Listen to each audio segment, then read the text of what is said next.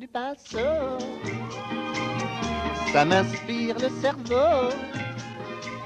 J'étale bien mes coloris, faudrait pas que je m'étale aussi car je refais la façade, c'est haut la façade. Ça c'est Bourvil. Alors je ne sais pas si en entendant cette chanson, Claude Monet aurait souri. C'était peut-être dans son caractère. On va voir ça tout de suite avec Frédéric Gersal. Bonjour. Bonjour. Mais pourquoi on parle de Claude Monet? Parce qu'il disparaît en 1926, il y a 88 ans, très exactement, au mois de décembre. Donc voilà, c'est un bel anniversaire, surtout qu'il y a une exposition en ce moment au musée Marmottan. Enfin, il est exposé en permanence puisque c'est le musée à Paris, c'est le musée Marmottan-Monet. Donc il est en permanence présent dans ce musée. Alors là, on voit des images de Giverny, les nymphéas, etc. Mais ça mérite un petit peu plus d'explications. Ça n'a pas toujours été aussi simple pour Claude Monet. Ça a même été très difficile. Il ne faut pas croire que ces tableaux se sont vendus comme ça rapidement dès le début. Non, il a vraiment mangé de la vache enragée, comme on dit, et ça a été très compliqué. Alors, il s'est lancé dans la peinture. Faut dire aussi qu'il était très doué pour le dessin. On s'en est aperçu très vite. Il avait une tante qui, elle, déjà commençait un petit peu aimer la peinture. Elle aimait peindre à ses heures perdues.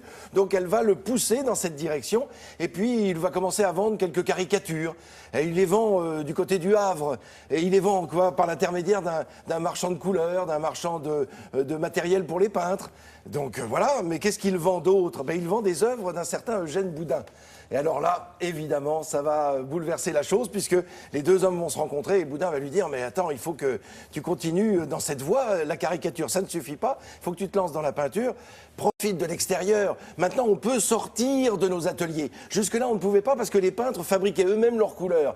Et puis, à partir de 1840, 1850, le tube de peinture est apparu. Et là, ça permettait de sortir de son atelier avec ses tubes, avec ses couleurs, d'aller poser le chevalet là devant une nature quelle qu'elle soit, vivante évidemment, elle n'était plus morte, et puis de peindre ce que l'on voyait.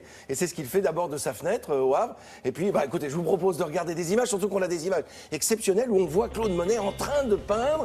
Ce Claude Monet existait encore, si j'ose dire. Regardez ce regard profond. Oui, il existait encore au moment où le cinématographe est apparu. Donc c'est dire si on va avoir de très belles images. Un regard à la fois intelligent, profond, un homme qui regardait autour de lui et qui va découvrir ceci de sa fenêtre du Havre. Voilà ce qui va bouleverser littéralement l'art pictural. Ça s'appelle Impression Soleil Levant et c'est ce qui va donner le nom à l'impressionnisme. Bon, ça on le sait, mais voilà, c'est cette toile incroyable qui va littéralement chambouler la peinture en général. Alors voilà le maître en train de peindre. Alors habillé tout de blanc, essayez de peindre vêtu tout en blanc. Il a pas une tache, on le reverra tout à l'heure. Il n'y a pas une tache sur le costume. Alors c'est à vous d'essayer, mais avec une pochette blanche à la pochette, enfin, c'est extraordinaire.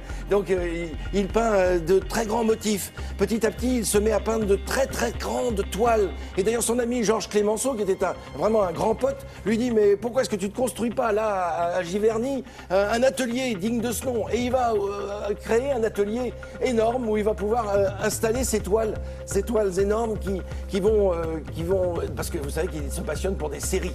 Il va peindre des séries. Alors, on a la gare Saint-Lazare, il va peindre la cathédrale de Rouen, absolument. Mais il est aidé quand même, non? Regardez la taille des tableaux, des toiles par rapport à ces deux hommes. Donc évidemment, il est à gauche, Claude Monet. Vous disiez pardon. Il y a un mécène pour l'aider, pour le soutenir financièrement, parce que là, on voit que là, ça va bien, mais après, il faut quand même quelqu'un, une espèce de docteur Gachet, comme pour Vincent Van Gogh. Exactement. Alors, il a rencontré effectivement, lors d'un voyage en Angleterre, un vendeur de tableaux exceptionnel, un homme qui va lui permettre de vendre ses tableaux dans un premier temps, et puis très vite, évidemment, sa peinture va s'arracher, parce qu'on aime sa peinture, mais il va faire quand même des dons à l'État, puisque c'est d'ailleurs Clémenceau qui le pousse un petit peu. Sa série des nymphéas, il lui dit mais il faut l'offrir à l'État. Il a eu deux fils de sa première union, Jean qui est mort beaucoup trop tôt en 1914, et puis Michel qui est décédé à l'âge de plus de 80 ans, mais qui n'a pas laissé de descendance. Donc Claude Monet n'a pas de descendance directe. Et il a fait don de Giverny, de la propriété,